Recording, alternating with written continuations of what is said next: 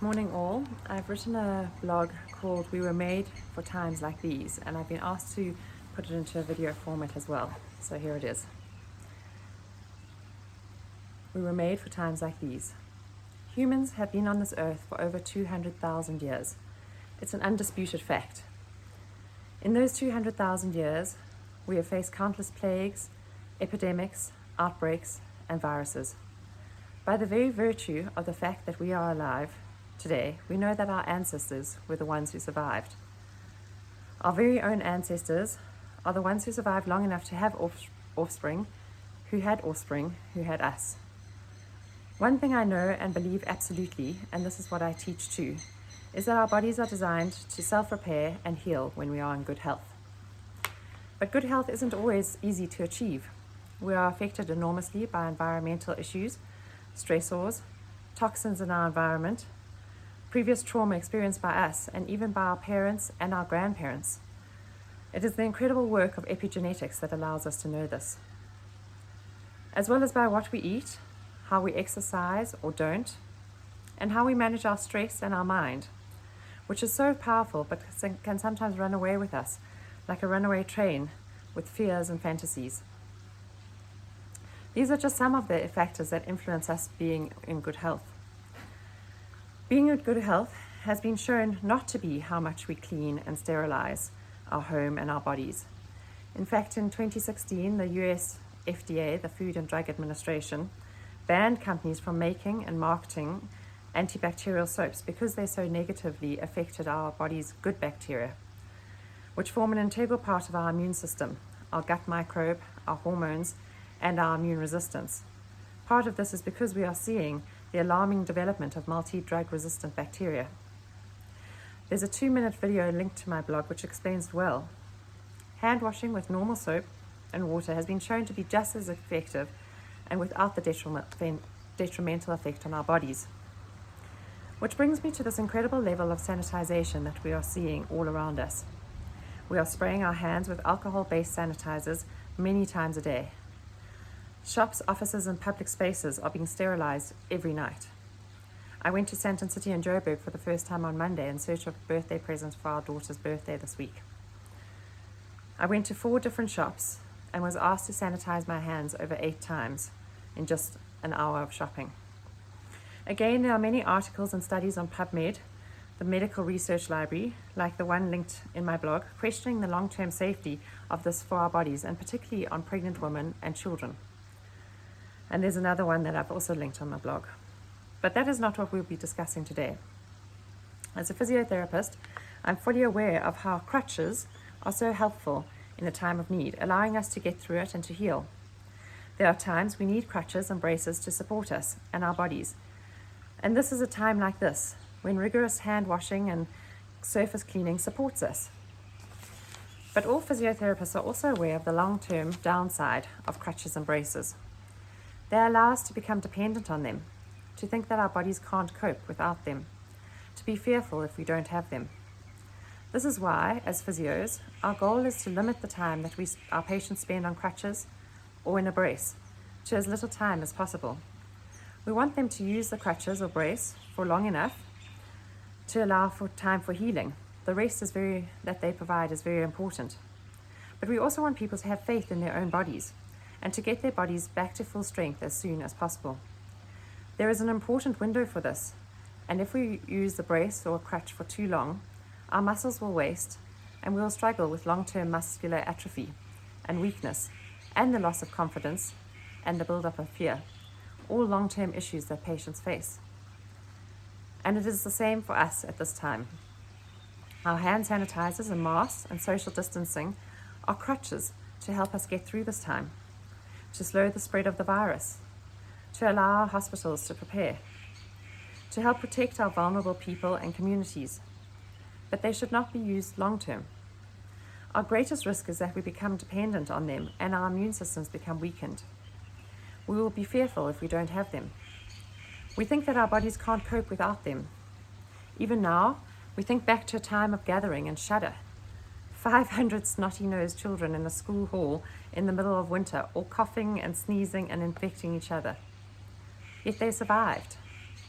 Trips in taxis, buses, on public transport, and in crowded lifts all feel unimaginable.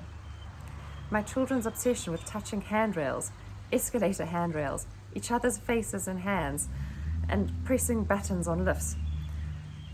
I've always cautioned them to avoid touching everything and to wash their hands, but now the thought makes even me, someone with huge confidence in their health and strength of my body and our children's bodies, cringe. I can almost feel my heart racing at the thought. In just 2 months, my perception of what is safe has changed enormously, and I feel far more vulnerable.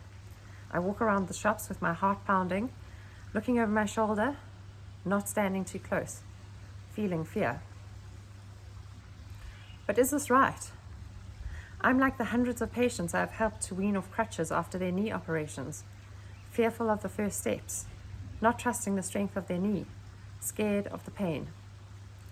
But within a day or two of practicing and seeing that their body is strong and resilient, they have found a new confidence and independence, and they no longer need to rely on their crutches as much.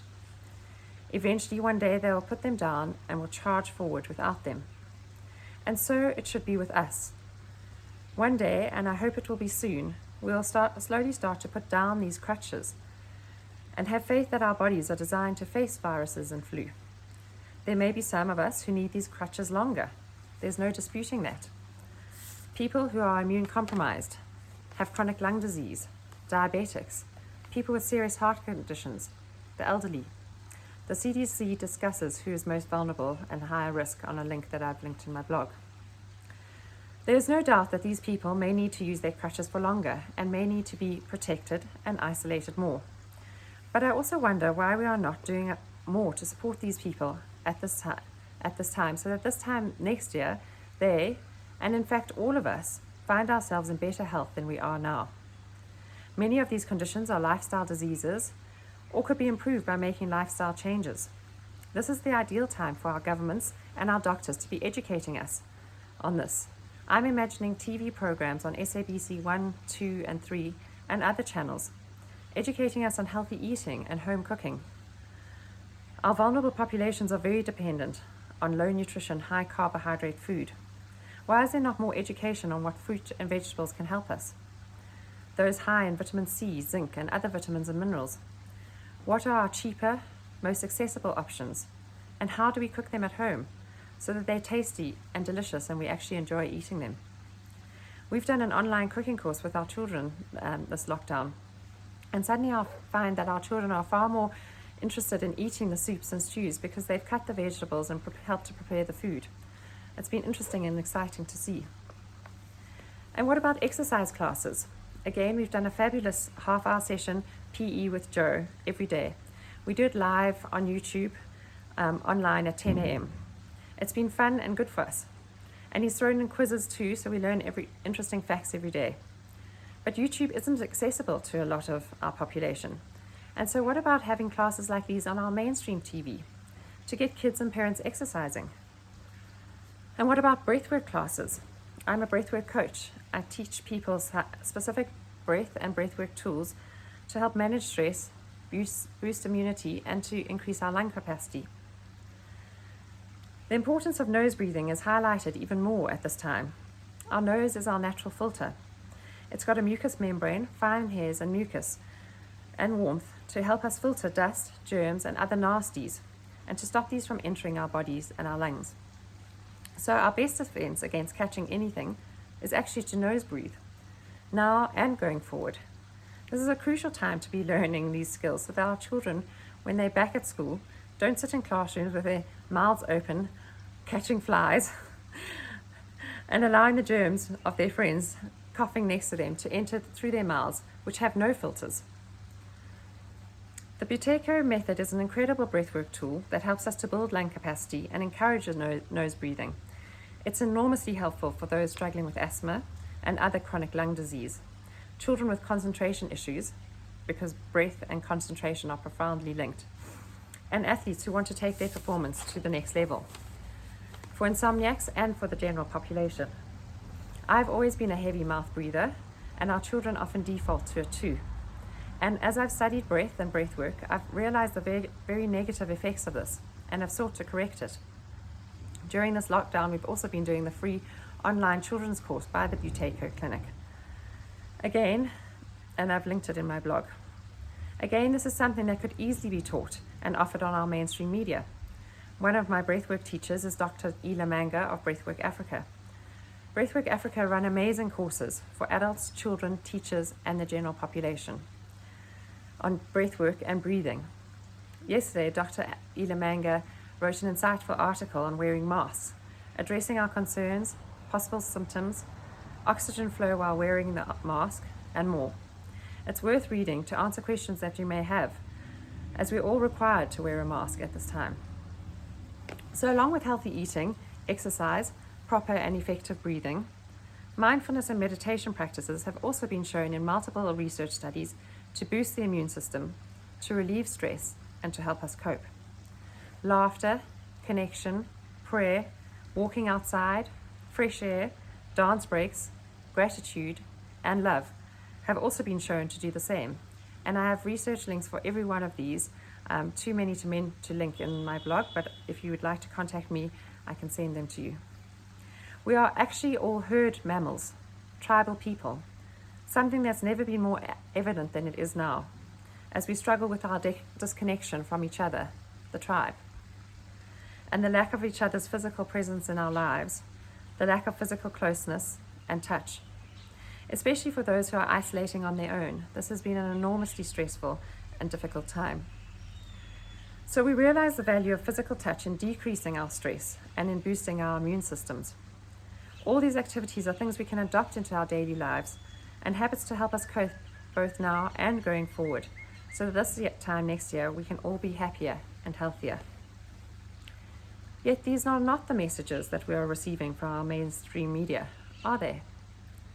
We are being told to stay at home, stay away, be fearful, feel vulnerable, that our only hope of surviving this is a vaccine, that our bodies aren't strong enough, we aren't well enough, we must be protected and saved.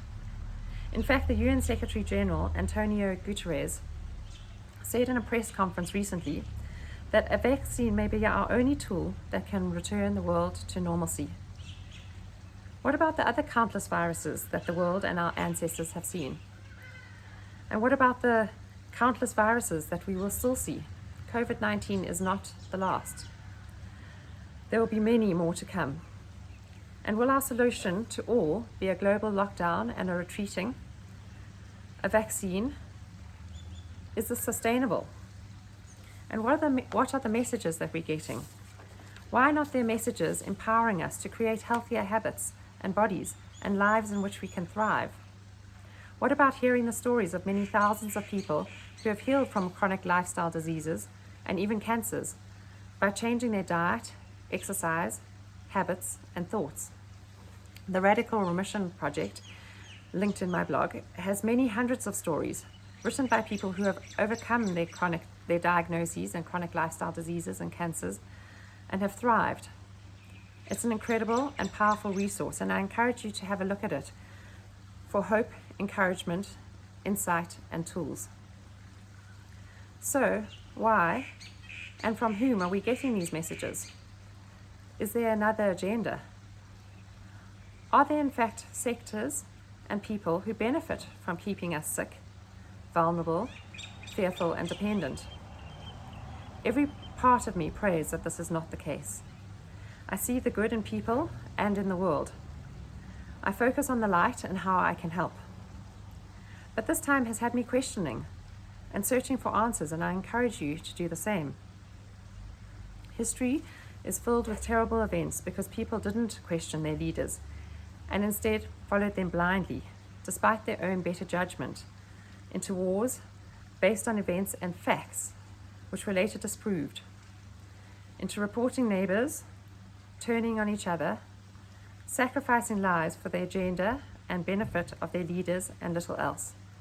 Germany in pre-World War II is a glaring example of this. Iraq, Vietnam, the list goes on. We didn't have the full story. Not for one moment am I suggesting that the measures we have in place of social distancing, masks, and sanitizers are not needed at this time. They very much are, And there are crutches to help us to navigate through this time and not to get stuck in it. Our president was wise and brave in initiating a lockdown when he did. He bought us time to prepare, to assess, and to slow the spread. That has proved to have been helpful and effective. But we cannot get stuck in fear and stay on our crutches forever. Our bodies are built for times like this. Our bodies are built to thrive.